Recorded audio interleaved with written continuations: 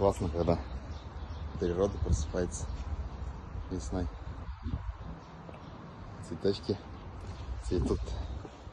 Дуванчики можно собрать, подарить любимому человеку. Сирень он начинает цвет набирать. И классно, когда во дворе тюльпанчики растут.